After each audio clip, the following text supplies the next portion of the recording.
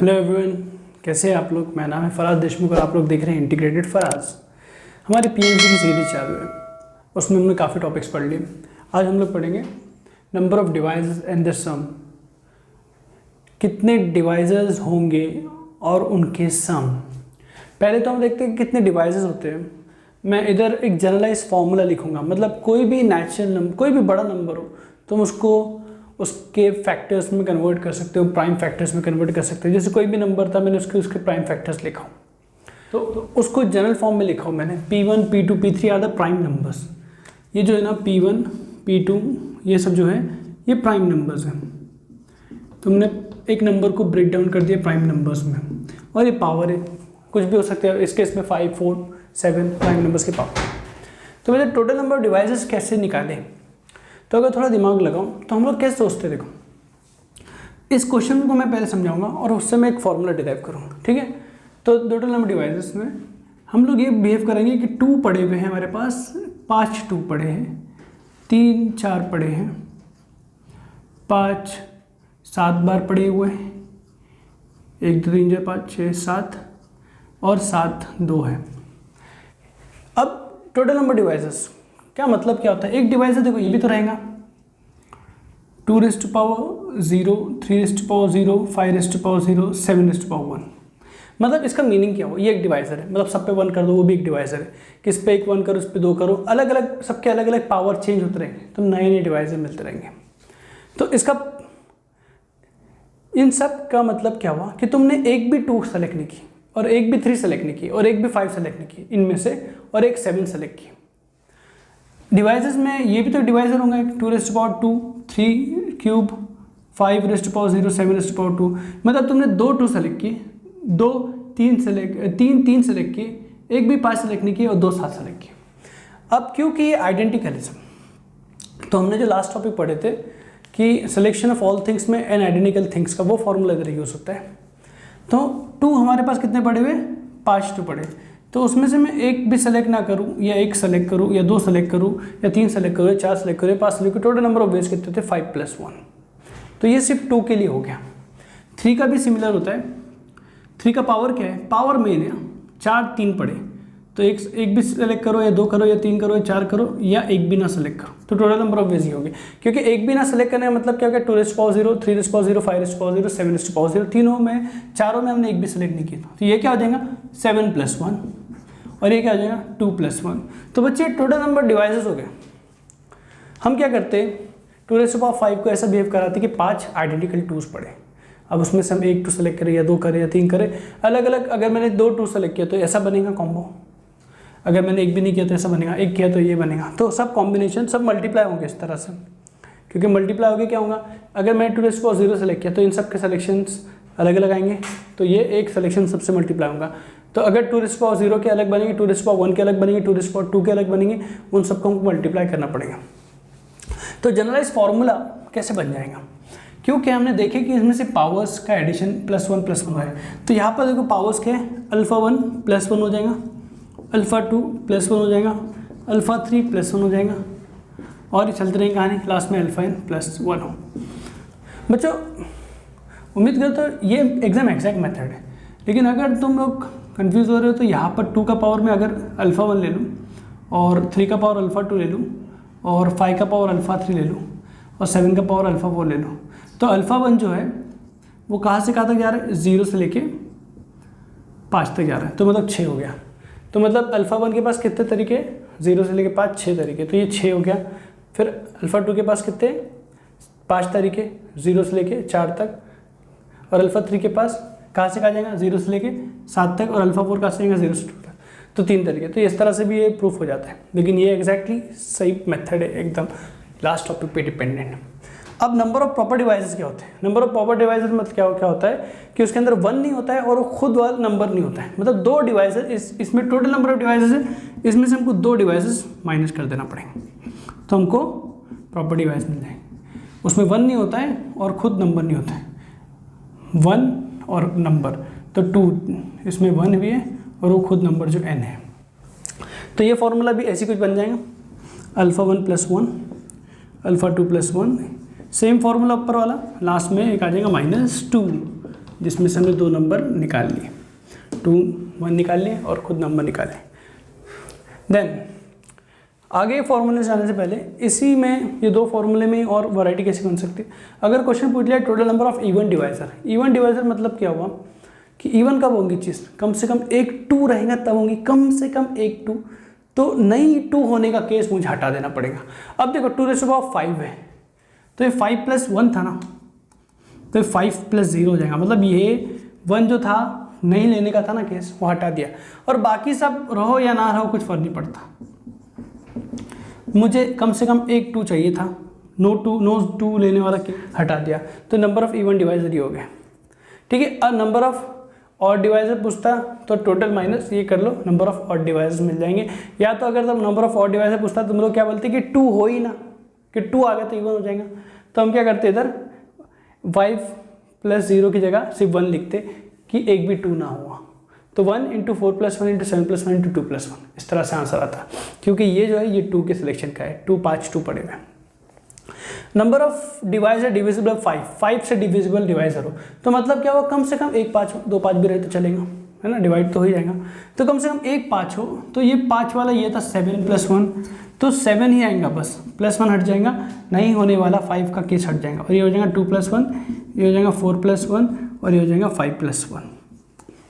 तो ये 4 5 से कन्फ्यूज मत हो, ये पावर मैटर करता है, नीचे वाले नहीं, पावर मैटर करता है। 5 के ऊपर 7 है, 7 + 1 मतलब 1, कम से कम 1 तो ले लिया मैंने। तो अब ये था नंबर ऑफ डिवाइसेस के बारे में। अब नेक्स्ट है सम ऑफ डिवाइसेस, मतलब क्या हो गया, सबको ऐड करते रहो। मतलब पहला 2⁻0 + 3⁻0 + 4 5⁻0 + 7⁻0 + 2⁻0 + 3⁻0 + 5⁻0 × 7⁻1 प्लस सबको ऐड करोगे तो सम ऑफ डिवाइसेस ये होते हैं।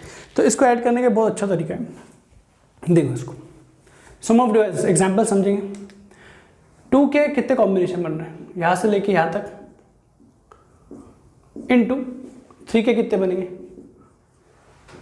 2 3⁻4 मैक्सिमम जाएगा, इनटू 5 के 5⁻7 तक जाएगा, इनटू 7 के 3 ही बनेंगे, 0 1 + 2। तो बच्चों ये जो है ना यही सम ऑफ डिवाइस। अब कैसे, देखो ये इससे मल्टीप्लाई हुआ, फिर ये इससे मल्टीप्लाई हुआ, फिर ये इससे मल्टीप्लाई हुआ, तुम क्या मिल गया 2⁻0 + 3⁻0 + 5⁻0 प्लस नहीं 2⁻0 3⁻0 5⁻0 7⁻0 मिल गया, प्लस फिर ये इससे मल्टीप्लाई होगा, फिर ये किसी से होगा, फिर ये किसी से होगा, तो मतलब पूरे कॉम्बिनेशन मिल जाएंगे और लास्ट में नंबर भी खुद मिलेगा। जब ये इससे मल्टीप्लाई होगा और ये दोनों मिलके इससे होंगे और ये तीनों मिलके इससे होंगे, तो वो पूरा नंबर मिल जाएगा 2⁻5 3⁻4 5⁻7 7⁻2। तो ये जो चीज़ है ना फुल कॉम्बिनेशन दे दिए, पूरे डिवाइसेस का सम दे दिए। तो बच्चों तो इसको हम लोग सॉल्व कैसे करेंगे, 2⁻6 - 1 / 2 - 1, ठीक है, क्योंकि ये जीपी बन गया है, नंबर ऑफ टर्म्स कितने 6 है, 0 से लेके 5 जा रहा है, तो r⁻n -1 / r-1 और सामने क्या आता है first term a, first term सबका 2⁻0 1 ही है। इधर क्या आएगा 3⁻5 - 1 / 3 - 1, इधर क्या आएगा 5⁻8 - 1 / 5 - 1, इधर क्या आएगा 7⁻3 - 1 / 7 - 1। तो ये हो गया, तो इसको कैलकुलेट करना पड़ेगा गंदा सा कैलकुलेशन। तो इसको मैं जनरलाइज करता हूँ, तो सम ऑफ डिवाइसेस बेसिकली होते क्या है, P1⁻0 P1⁻1 से लेके P1⁻α1 तक जाता है और सब मल्टीप्लाई होते हैं और लास्ट में Pn⁻0 Pn⁻1 से लेके Pn⁻n तक जाता है। तो मैं इधर डायरेक्ट ऐसा फॉर्मूला लिख देता हूँ, ये हो जाएगा P1⁻α1 + 1, क्योंकि 0 से α1 जा रहा है तो नंबर ऑफ टर्म्स एक ज़्यादा हो जाएगा, α1 + 1 अपॉन -1 अपॉन P1 - 1, ये P1 का हो गया। फिर P2 का होगा α2 + 1 -1 अपॉन P2 - 1 और ये चलता रहेगा Pn⁻n + 1 -1 अपॉन Pn - 1। ये फॉर्मूले दिखने में बड़े गंदे लगते हैं, वो एग्जाम्पल से आसान हो जा रहे हैं। तो बच्चों ये है फॉर्मूला, जनरलाइज फार्मूला, इसको डायरेक्ट भी याद करके यूज़ कर सकते हैं, लेकिन मुझे लगता नहीं इसको याद रखने की ज़रूरत है, तुम समझदार हो इतना तो सोचना आना चाहिए। अब मान लो कि सम ऑफ इवन डिवाइसेस है, सम ऑफ इवन डिवाइसेस है तो कम से कम एक 2 चाहिए, तो ये 2⁻0 हटा दो और कहानी 2⁻1 से हटाओ। 2⁻0 मतलब एक भी 2 नहीं लिया हुआ, ये हो जाएगा। और बाकी सब सेम, 3⁻0 से 3⁻4, 5⁻0 से 5⁻7, 7⁻0 से 7⁻2, बस ये चेंज हो गया। बस अब फॉर्मूला लगा दो इसका, और ये फॉर्मूला भी थोड़ा चेंज हो गया, 2⁻5 -1/2 -1 इंटू 2 आ जाएगा। बस अभी क्वेश्चन क्या बोल रहे हैं कि सम ऑफ डिवाइजर डिविजिबल बाय 20, 20 से डिविजिबल हो, सम ऑफ डिवाइजर पूछा है। 20 से डिविजिबल हो मतलब 20 क्या होता है, 20 क्या होता है, 5 × 4 होता है, तो 5 × 2 स्क्वायर होता है बेसिक। कम से कम 2 2 चाहिए और 1 5 चाहिए। तो ये जो कहानी है ये 2⁻2 से शुरू होंगी। 2⁻0 2⁻1 वाले केस हटा देंगे, क्योंकि अगर 2 मल्टीप्लाई किससे भी होगा तो 20 से डिविजिबल तो नहीं होगा, 4 मल्टीप्लाई होना चाहिए, वो भी कोई एक 5 से। तो हम 5 पे भी जाएंगे, यहाँ से ही जाएगा और लास्ट में 2⁻5 आ जाएगा। 3 का कोई टेंशन हो है नहीं है, वो हो या ना हो कुछ फर्क नहीं पड़ता। फिर 5 का टेंशन है, कम से कम 1 हो, 5⁻0 नहीं होगा, 5⁻1 से स्टार्ट होगा 5⁻7 तक, और लास्ट में 7 हो या ना हो, क्योंकि 7 मल्टीप्लाई हो भी गया और बाजू में 20 से कोई चीज़ डिवाइड होती है तो ओवरऑल चीज़ 20 से डिवाइड हो जाएगी, तो ये जाएगा 7⁻2 तक। तो ये आंसर रहेगा, इस तरह से होता है। अब लास्ट फॉर्मूला क्या है कि number of ways putting n in product of 2 natural number. 2 natural number मतलब क्या हो गया, जैसे इस केस में ले लो 2⁻5 × 3⁻4, ये एक हो गया नेचुरल नंबर और ये मल्टीप्लाई हो गया, या तो 2⁻4 × 3⁻4 इधर 2 भेज दिए तो वो एक नेचुरल नंबर। 2 नेचुरल नंबर के प्रोडक्ट में कितने तरीके से हो सकता है। तो बच्चों इसको क्या करो, इसको याद रखो कि ये जो था ना फॉर्मूला, इसका फॉर्मूला भी सेम ही होता है।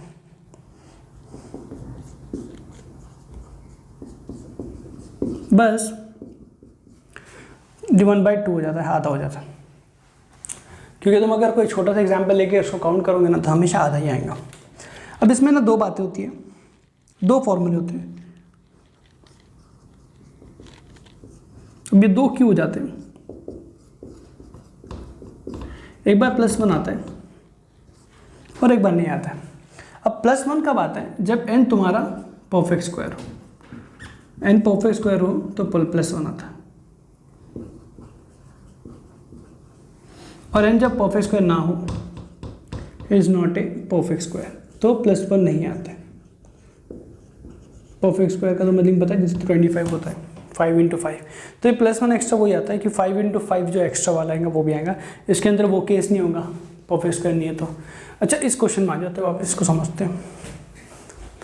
इस नंबर को 2 के प्रोडक्ट में लिखना है नेचुरल नंबर के, तो क्या ये परफेक्ट स्क्वायर है, तो ये परफेक्ट स्क्वायर नहीं है ये नंबर, क्योंकि जब तुम इसका रूट लगाओगे तो ये हटेगा 7/2 बच जाएगा, तो ये परफेक्ट स्क्वायर नहीं। तो हम कौन सा फॉर्मूला यूज़ करेंगे, सेकंड वाला फॉर्मूला यूज़ करेंगे। तो आंसर क्या रहेगा, 1/2 पावर्स हमारे α1 α2 पावर्स है, तो क्या होगा 5 + 1 4 + 1 7 + 1 2 + 1, बस यही आंसर है, खत्म। +1 करने की जरूरत नहीं, क्योंकि जो हमारा टर्म है परफेक्ट स्क्वायर नहीं है। अगर परफेक्ट स्क्वायर होता है ना, सबके पावर इवन होते हैं, तो पावर में रूट आता तो ऊपर सबके पावर 1/2 हो जाते, तो 1/2 हो पाते अगर पावर इवन होते। तो इसमें पावर इवन, सब पावर नहीं है, एक भी पावर इवन ना रहा है तो परफेक्ट स्क्वायर नहीं रहेगा। ये इवन है, ये दोनों नहीं है, तो परफेक्ट स्क्वायर नहीं है। तो नॉट परफेक्ट स्क्वायर वाला जो फॉर्मूला था हमको वो यूज़ करना पड़ रहा है। तो बच्चों इस क्वेश्चन पे एक एग्जाम्पल काफ़ी है, वैसे नेक्स्ट एग्जाम्पल तुम लोग खुद से बुक्स में से ढूंढो और उसको सॉल्व करो, उस पर कमांड लो। काफ़ी इजी टॉपिक है, लेकिन ये बातें समझी तो। Thank you.